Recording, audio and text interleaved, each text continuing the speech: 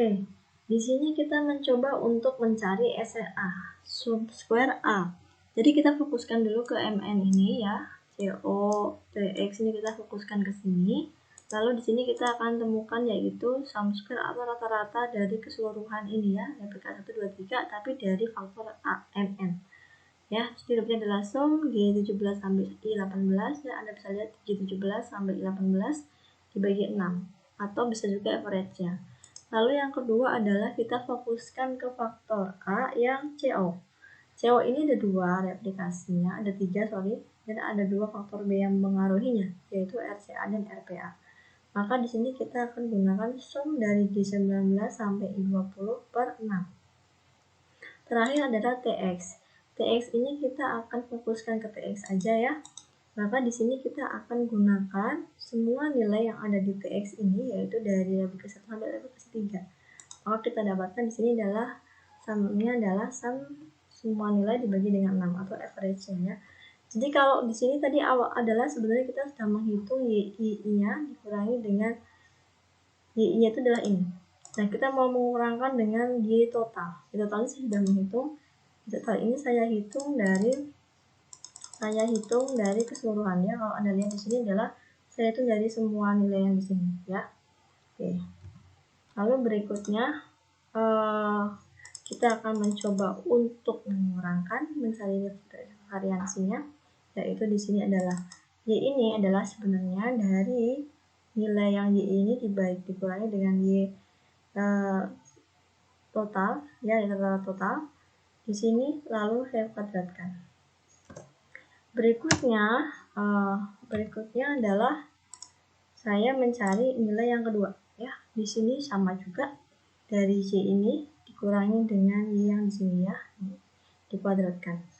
Yang ketiga pun sama, yaitu dari nilai ini dikurangi dengan nilai yang Y total di sini, kita kuadratkan. Dan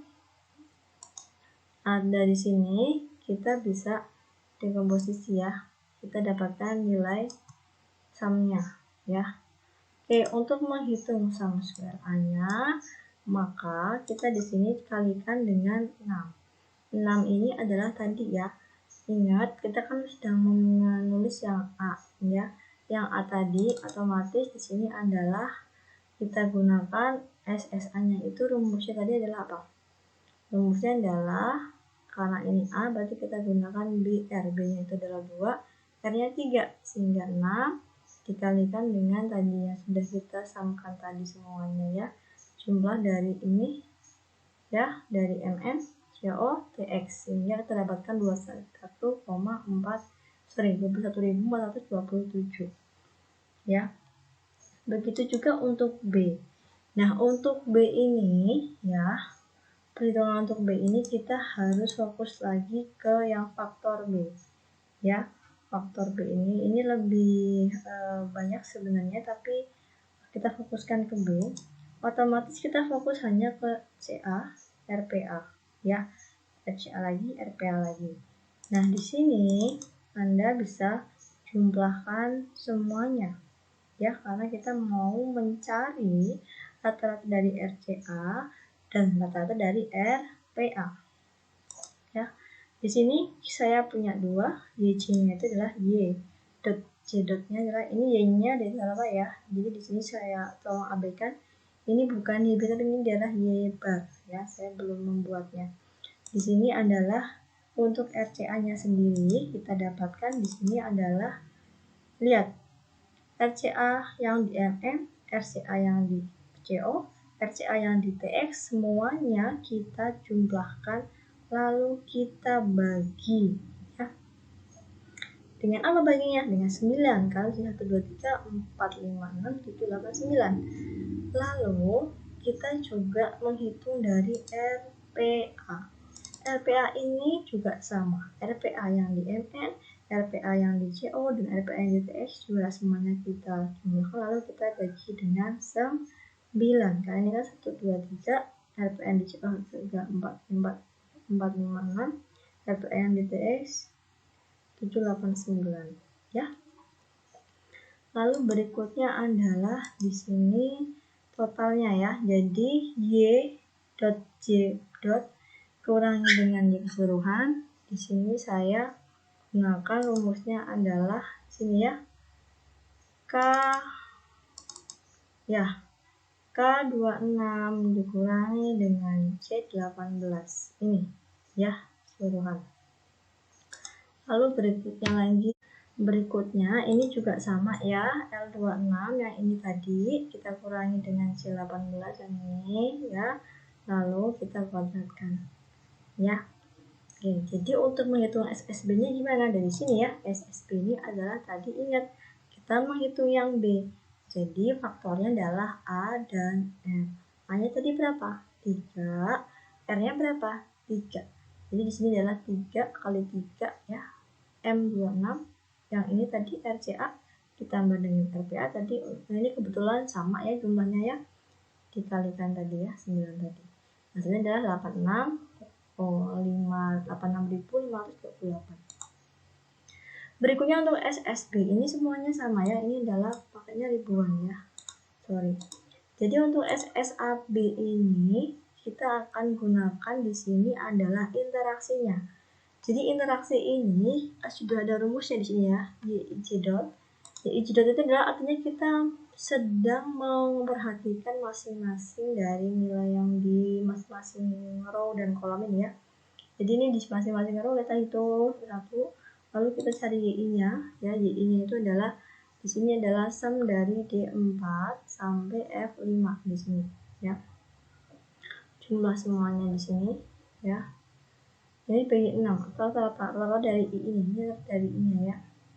Kalau ini adalah average D4 sampai F6, kalau yang ini adalah keseluruhan sini ya. Jadi yang di faktor MN ini kan sebenarnya dari A nih. Yang di M ini kita jumlahkan masing-masing ya. Lalu berikutnya adalah yang ini ya, itu juga sama. Kita average kan dari sini ya sampai sini.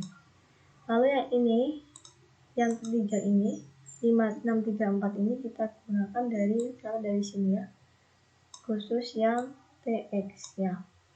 Oke, lalu YJ didapatkan dari mana? Yaitu Anda hitung dari D4 sampai F8. D4 di sini ya. Lalu sebenarnya ini adalah masing-masing ya, masing-masing dari nilai di sini.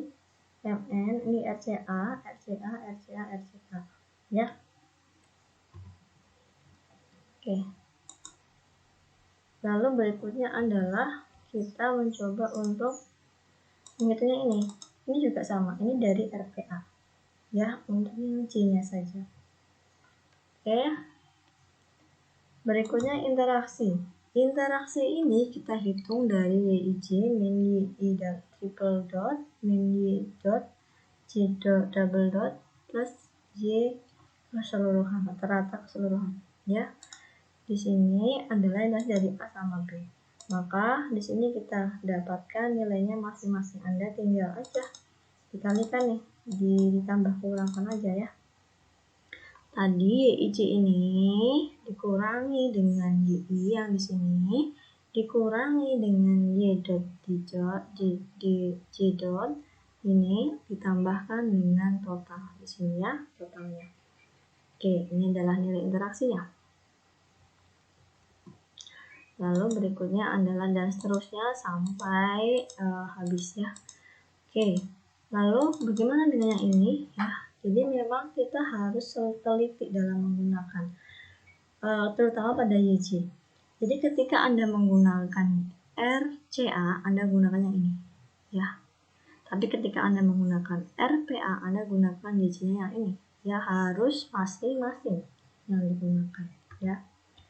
Lalu di sini adalah hasil ini harus kita kuadratkan. Karena ini mengandung minus, sedangkan kita tidak mengenal minus di sini. Jadi di sini kita kuadratkan menjadi totalnya adalah 57.424.000. Ini adalah rumusnya ya. Jadi kita dapatkan SAB-nya itu adalah 57.424. Bagaimana dengan errornya? Nah, ini adalah errornya. Error yang kita dapatkan ya. Untuk errornya saya hitung juga. Di sini kita hitung dari masing-masing replikasi ini ya. Tadi kita punya average dari masing-masing di sini.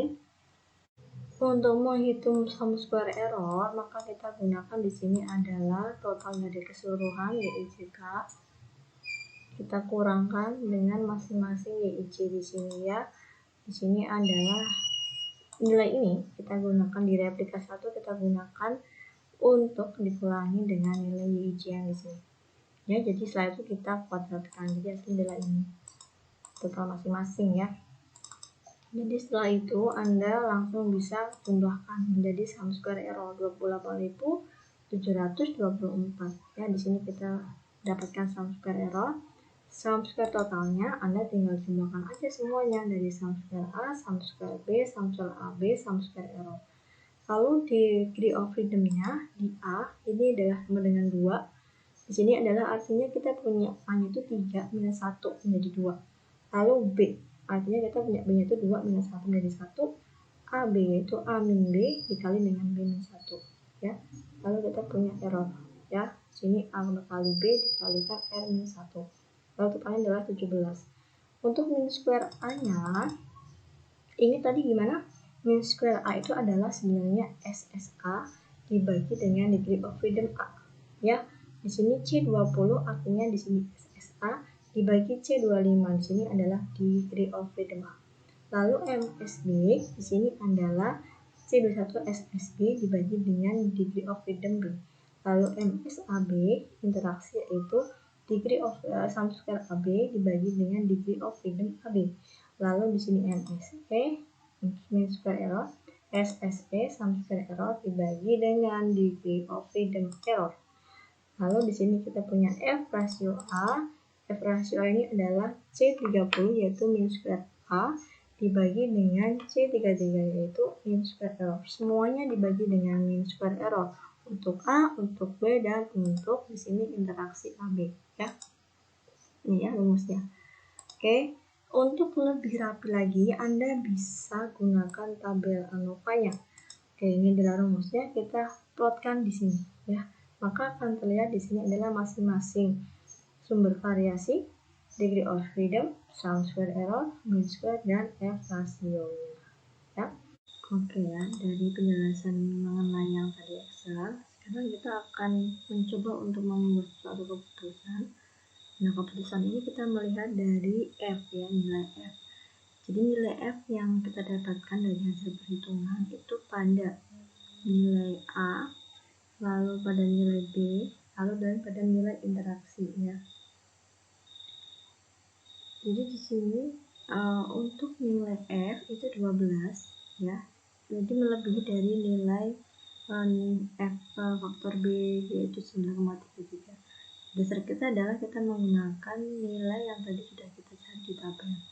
Jadi di sini kita mendapatkan ada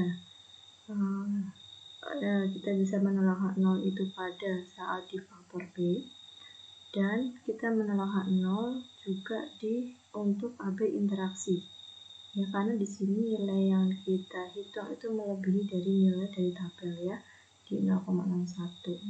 Jadi di sini sebenarnya kita fokusnya adalah berarti pengaruh untuk faktor B dan interaksi ini signifikan. Jadi pengaruh B itu faktor B ini cukup signifikan pengaruhnya. Begitu juga dengan interaksi ini juga memiliki pengaruh yang signifikan. Penggambarannya di dalam suatu grafik di sini adalah kita dapat katakan bahwa kita akan coba untuk menggambarkan ya bagaimana pengaruh faktor A dan faktor B begitu ya. Jadi di grafik itu terlihat banget bahwa faktor B itu lebih berpengaruh terhadap signifikans adanya pengaruh pada resilience modulus ini. Nah, tapi kita juga tidak bisa mengatakan bahwa faktor A itu nggak penting gitu ya, nggak seperti itu. Tapi kita melihat interaksinya gitu ya. Tetap walaupun faktor A ini nggak penting, tetapi interaksi di kedua baik A maupun B ini ada pengaruh signifikan terhadap resilience modulus gitu ya. Hanya saja mungkin di RCA itu lebih rendah gitu ya. Jadi pengaruhnya lebih banyak di RPA-nya gitu. Nah, efek dari perubahan RCA ke RPA ini kita bisa hitung dari nilai resilience modulusnya ya. ini rumusnya di RCA kurangi di RPA. Jadi sekitar kita ada selisih perubahan RCA ke RPA itu sekitar 138,7 MPa ya. Jadi sekitar seginilah nilai perubahannya. Jadi di semua rumus itu ada sekitar segitu. Jadi ini ada perubahannya. Jadi sekali lagi ini harus bisa kalian buat ya, bentuk-bentuk seperti ini, soal-soal seperti ini.